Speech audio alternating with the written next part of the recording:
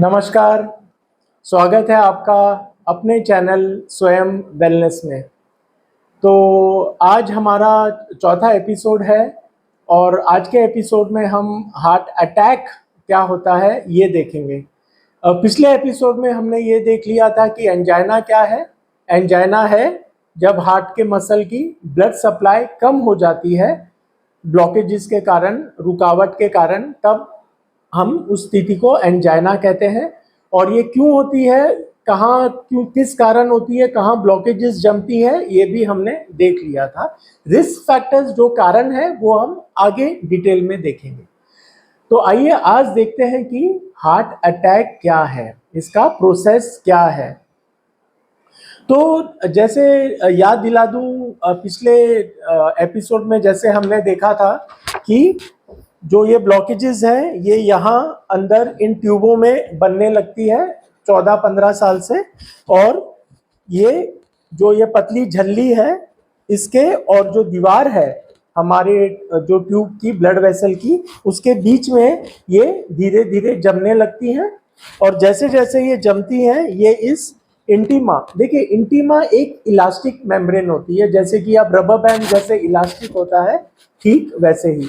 तो ये इसको धक्का देते रहती है और इंटीमा भी ब्लॉकेजेस के साथ साथ आगे बढ़ती रहती है।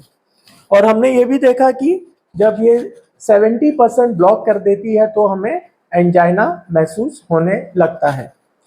अब हम मान लेते हैं कि हमने हमारी ब्लॉकेजेस रोकी नहीं, हमारे जो रिस्क फैक्टर्स हैं उनको रोका नहीं, तो ये ब्लॉकेजेस इसी तरह से बढ़ती जाएंगी।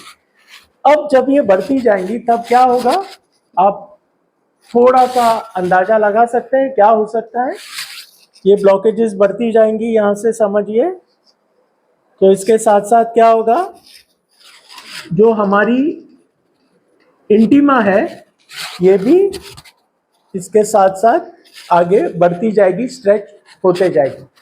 अब समझ लीजिए कि कोई रबर बैंड है और मैं उसमें समझिए कुछ प्लास्टिक डालते रहता हूं, तो क्या होगा, रबर बैंड एक्सपैंड होते जाएगा इलास्टिसिटी के कारण।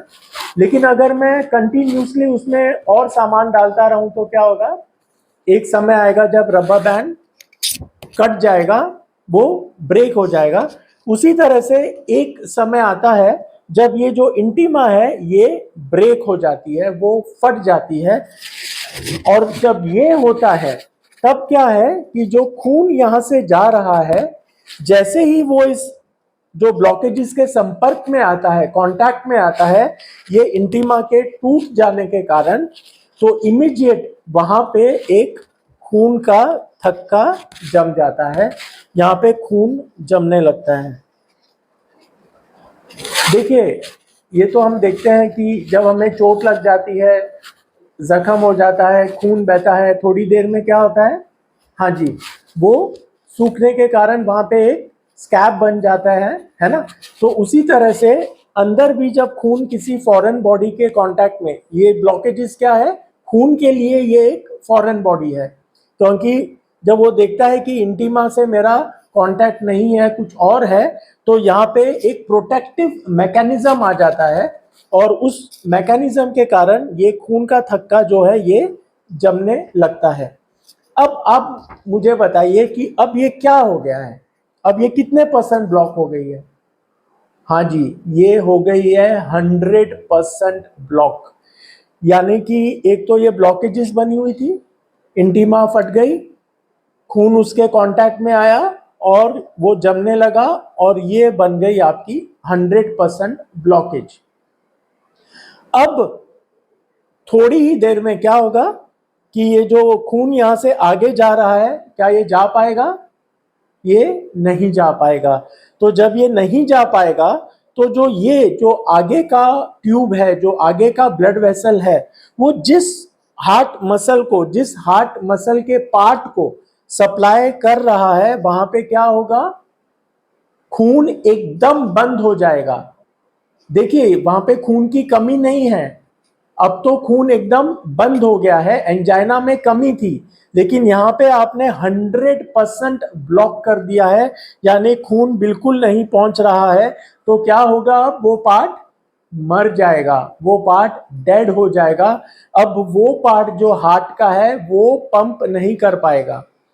जहां पर ब्लड सप्लाई हो रही है वो पार्ट हार्ट का पंप करेगा, लेकिन ये जो पार्ट है ये पंप नहीं करेगा। इसको हम डेड टिश्यू कहते हैं, यानी कि ये पार्ट मर चुका है।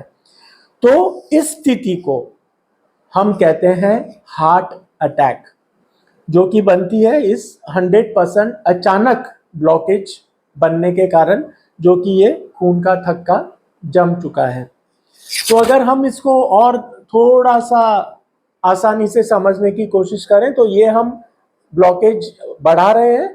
पहले कम थी 10% 15%, हम बढ़ाते गए बढ़ाते गए बढ़ाते गए बढ़ाते गए, तो अंत में क्या हुआ, ये जो इंटिमा है ये फट जाएगी, इसमें ब्रेक आ जाएगा। और जैसे ही ये ब्रेक आ जाएगा तो जो खून यहाँ से बह रहा है वो क्या होगा, ये जम जाएगा। और ये ब्लॉकेज, ये खून आपका हो गया 100% ब्लॉकेज। और जो हार्ट का जो टिश्यू है जो यहाँ से सप्लाई हो रही है वो डेड हो चुका है, और इसको हम कहते हैं हार्ट अटैक। तो ये आज हमने समझ लिया कि हार्ट अटैक कैसे बनता है। और अब कुछ प्रश्न रहते हैं कि कई पेशेंट जैसे कहते हैं जी हमें तो 100% ब्लॉकेज है, अभी हमारी जो एंजियोग्राफी हुई है लेकिन हार्ट अटैक नहीं है, ऐसे कैसे। तो बहुत सारे प्रश्न हैं जिनको हम देखेंगे हमारे अगले एपिसोड में, और हम और थोड़ा हार्ट अटैक के बारे में भी बात करेंगे, और उसके बाद हम जाएंगे जो रिस्क फैक्टर्स हैं। तो तब तक मैं फिर आशा रखता हूं कि आप स्वस्थ रहेंगे, खुश रहेंगे। नमस्कार।